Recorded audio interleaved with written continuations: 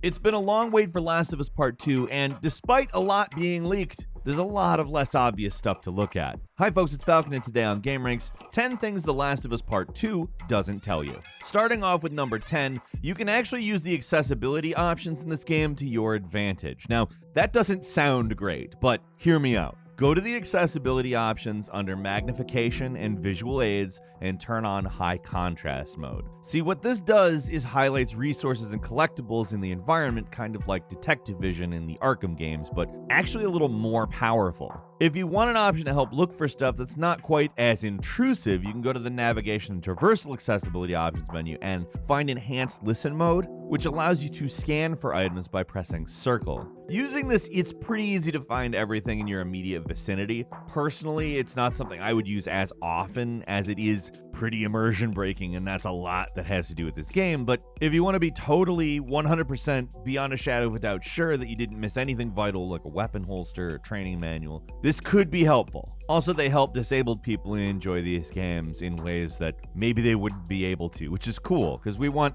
more people to enjoy video games, not less. Yeah. At number 9, you need to get the Endure skill. Unlike in the first game, where you just had a big list of things you could upgrade, this game has a skill tree, full-blown, and after you find a few training manuals, it makes it so you have a ton of options for how you want to upgrade Ellie. I would strongly recommend filling out the default skill tree, the one you start with, called Survival. The last skill you unlock for it is called Endure, which makes it so you can survive one hit that would normally kill you. Now, healing is at a massive premium in Last of Us Part 2, and even if you have a medkit, actually being able to use one in the heat of battle can be an issue, so having that extra level of protection can be, and I mean is billed as, a literal lifesaver. Plus, it allows you to perform some more dangerous stunts like bum rushing an enemy and eating a hit if you run out of options.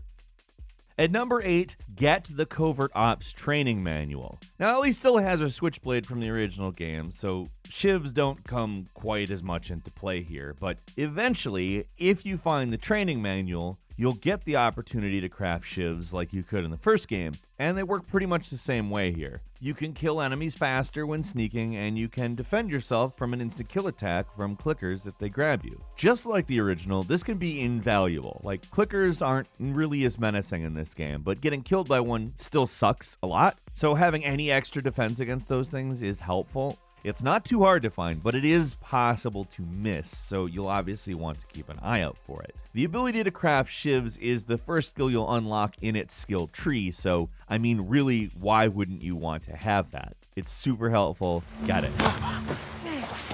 At number 7, bricks and bottles are the absolute best. Here's a move that was really useful in the first game, and it's still really useful now. Bottle throwing. This game takes the time to tutorialize you about it a bit more than the previous one, but seriously, take it to heart. Bottles and bricks are some of the best tools you can find in the world of The Last of Us. And don't feel bad about wasting them. Just like in the original, combat arenas are covered in discarded beer bottles and random bricks. As long as you keep moving, you're gonna find more throwable crap. On regular difficulty, they're just a nice thing to have around, but on Survivor, they're like a way of life. On the hardest difficulty, you will go through long stretches with little to no ammo. Bottles and bricks are the only tools you'll be able to consistently find, so making good use of them is absolutely necessary if you want to make any progress at all. Either way, mastering the art of bottle and brick chucking is a skill-oriented way of making your life easier, regardless of whatever difficulty level you decide to play on.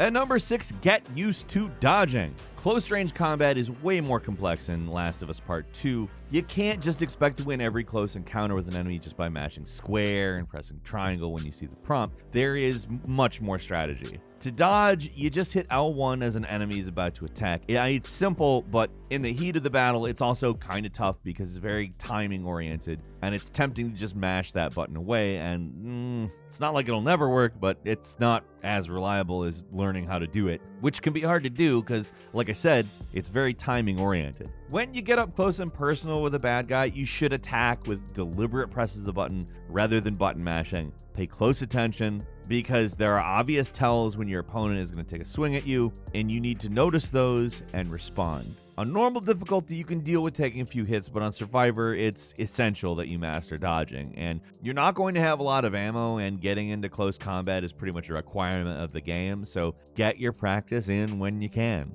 And remember, enemy attacks on you aren't as scripted as they were in the first game. If you're fighting somebody, another guy can attack you from behind, might whip out an attack that requires you to dodge more than once. There are more variables to deal with. At number 5, going prone is really good. Like, this is a simple thing that might not be immediately obvious. You can go prone in this game to sneak through like tall grass or under rubble, but it's also good for one other thing: aiming. Yeah, crouching significantly improves your aim and lowers weapon sway, but going prone is even better. But why is this so important? Well, in this game, it has double use. Combat is best performed by doing hit and run stuff. Ambush, enemy takes some damage, you run away, you attack from a different angle. If you want to preserve ammo, and even in normal, you're not exactly swimming in ammo, so you might want to, you have to make every shot count if you're wanting to do that. And the best weapon to use while prone is a rifle, and the best enemies to kill with it are the ones with armor. I mean, those are your primary targets, and the ones you should be gunning for first when you see them. Obviously, this is more important for harder difficulties, but even on normal, an armored opponent can be a real bullet sponge unless you get a clean headshot in on them. It's pretty easy for enemies to lose you, so take advantage of that. Go prone when you need to aim for tougher enemies that don't know where you are, and then run around like a wild person meleeing everyone else. Or just run around like a wild person. Like, you don't have to melee anyone. Just howl at the moon, man. That didn't suck. At number 4, what weapon upgrades should you get? Well, this game simplifies weapon upgrading somewhat, at least compared to the original. But the best upgrades to go for in that game are pretty much the same as in this one. That means you're going to want to upgrade weapon sway, which makes the gun more accurate, and ammo capacity, which increases your weapon's clip size. Duh. Ammo capacity is especially nice, though. It has the added bonus of allowing you to carry more ammo, not just in your clip, but in total. The only thing is, ammo capacity upgrades are basically useless on Survivor because when are you going to get the ammo? There's not really a lot of ammo in Survivor mode. On the other hand, the weapon sway upgrade is incredibly useful on pretty much any difficulty level, especially with pistols and rifles, which have a pretty significant sway to them unupgraded. Reload speed is handy too, but that's obviously situational. It's good for the sawed-off, maybe not quite as good for a lot of other guns, and also it really depends on playstyle.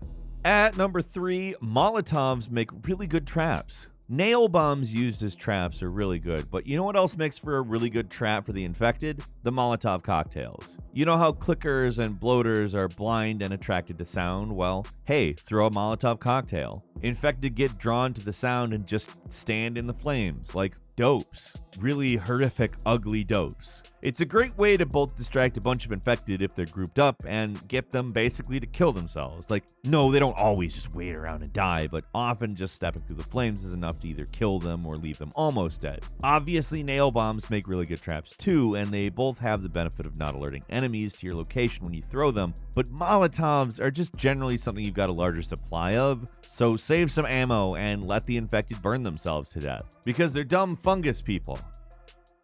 And number 2, don't be afraid of that restart encounter option. On the hardest difficulty, this game can be pretty tough, but on normal difficulty, you should be able to get by alright, even after screwing up an encounter or two, but on Survivor, you really need to make your resources count. That means not just hitting the restart checkpoint option, because the game can and will give you multiple checkpoints in the middle of one battle. Go ahead and pass on that first option, hit the second option, restart encounter. If you're able to finish a combat encounter, but you ended up using too many bullets or had to heal yourself, when looking back, you probably could have avoided healing yourself, at least at that moment, then it's smart to just go ahead and restart. It's fine. It doesn't just send you back to the previous checkpoint, allows you to completely restart the fight, and hopefully do a bit better this time. Basically, on Survivor, you're going to try to avoid combat completely, or get through it without using any or as little ammo as possible. And once you get the hang of this game, yeah, that stuff is totally possible, even when the game starts throwing stuff like dogs at you that can alert enemies to your presence without even having to see you.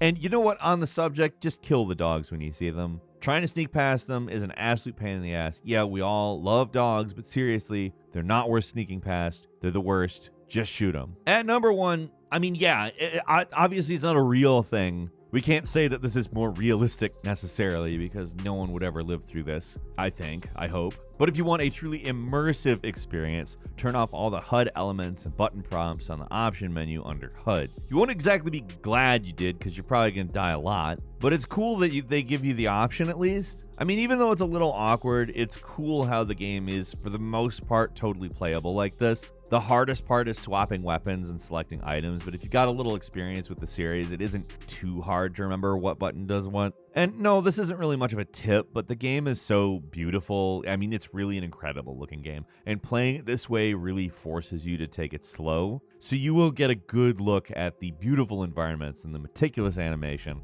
all the attention that the artist paid to every tiny little detail, and believe me, it's worth appreciating. A lot of Last of Us fans swear by playing the game this way, and it's not hard to see why. If you want to add a little bit more difficulty on top of an already pretty challenging game, as well as more or less feel there, this is the way to do it. How's Last of Us Part 2 going for you though? Leave us a comment, let us know what you think. You can do any of this stuff? Did it help? Let us know. If you like this video, click like. If you're not subscribed, now's a great time to do so. We upload brand new videos every day of the week, and the best way to see them first is, of course, a subscription. So click subscribe. Don't forget to enable all notifications. As always, we thank you very much for watching this video. I'm Falcon. You can follow me on Twitter at FalconTheHero, and we'll see you next time right here on gameranx.